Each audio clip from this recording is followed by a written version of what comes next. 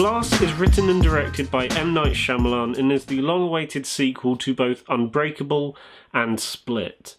I was really excited for this movie for the simple reason that you're seeing Unbreakable and Split finally come together.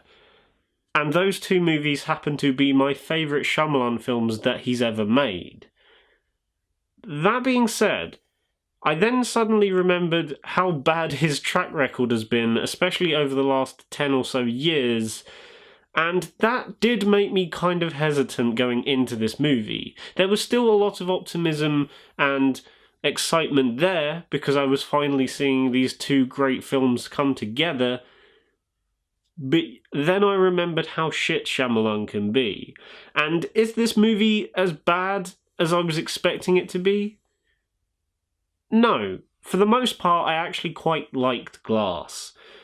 That being said, there is quite a lot holding it back from being as great as it really should be, because in execution on quite a lot of things in this film, it's quite sloppy. But I think overall, there's enough good stuff there for me to like this movie in the end. First of all, the cinematography in this movie is fantastic. This is without a doubt one of Shyamalan's best looking films to date. I think it's the same guy who he used for Split, and you can kind of see that in a few points in the film. But yeah, the look of this movie is really good, and the acting, especially from the likes of James McAvoy and Samuel L. Jackson, are really good. Well, I say Samuel L. Jackson is good in the film. He's not in the movie much. He doesn't really get a lot to do until the halfway point of the film onwards. But what he does do in the film is really good. And James McAvoy is just as good, if not better, than he was in Split. He definitely gets a lot more freedom in terms of what he's able to do here. Because in Split, you only saw a few of his personalities, whereas in Glass, you see almost all of them.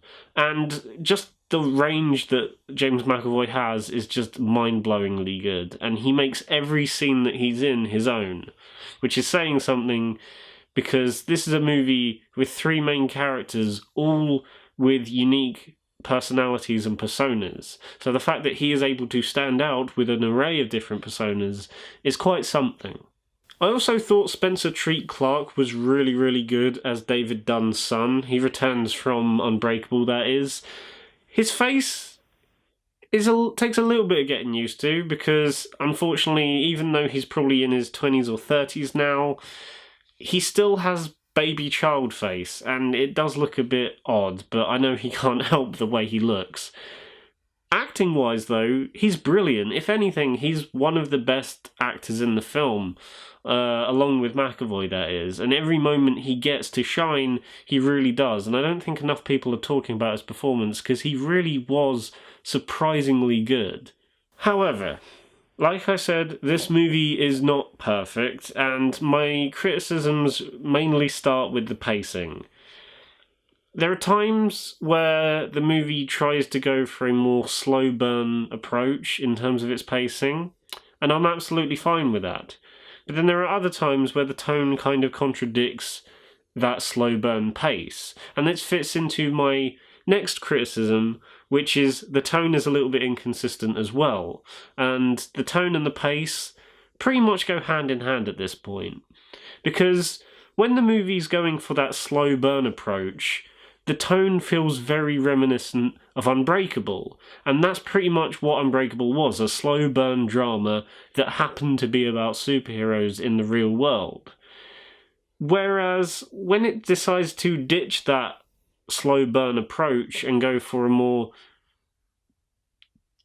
tense feel and slightly more faster pace, it then ends up feeling a bit more like Split, a tense psychological thriller that was nowhere near as slowly paced as Unbreakable. And trying to find that fine line between leaning more towards Unbreakable's tone or Split's tone is where the movie kind of falters a little bit for me.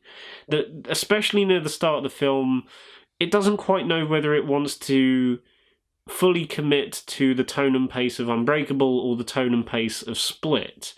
Then I would say after about the 20-minute mark, it really does commit to a slow burn pace, and then the ending just goes all out with a more faster pace. So yeah, that was really one of my main criticisms. The tone and pace didn't quite match for the entire film. It wasn't really consistent throughout, and it did feel a bit jumbled in places.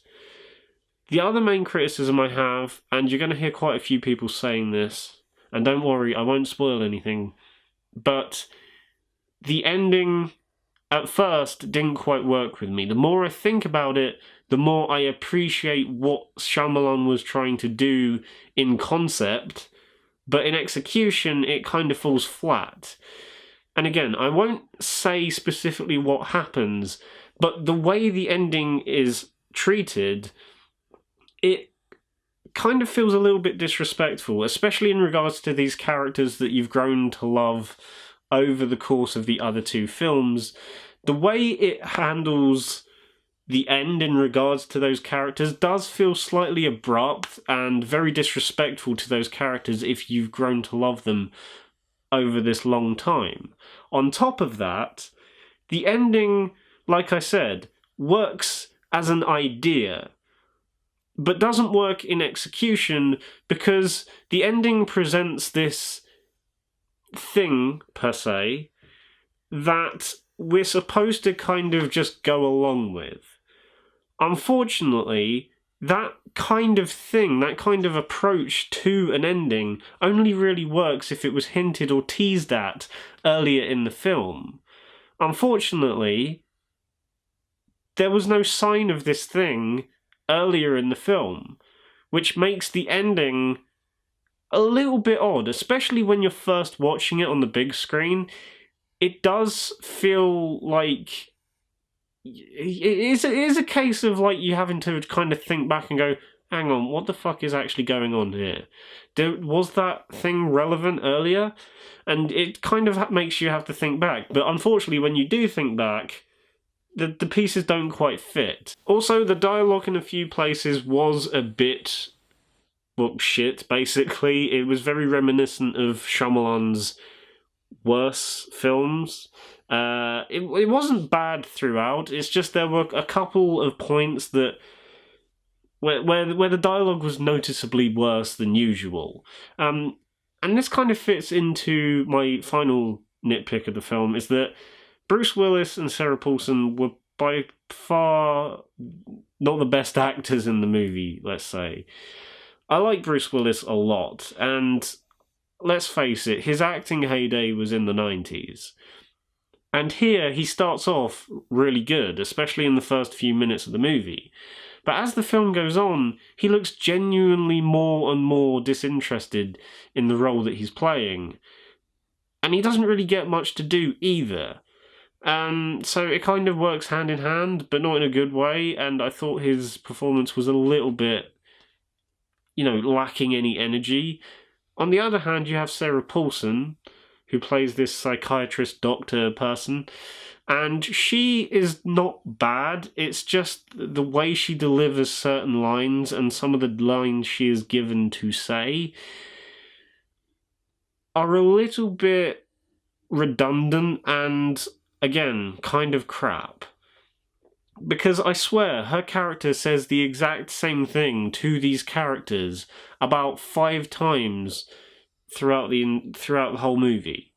And it's not variations of the same sentence, it's the exact same sentence over and over again to the exact same characters over and over again.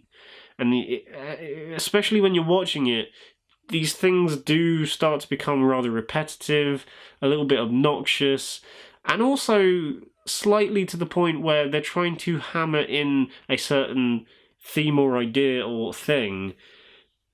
And it kind of feels like Shyamalan doesn't trust the audience. As if he's like, do you get it? Do you get it? I just thought I'd make sure you got it, so I'll repeat it again for like the umpteenth time.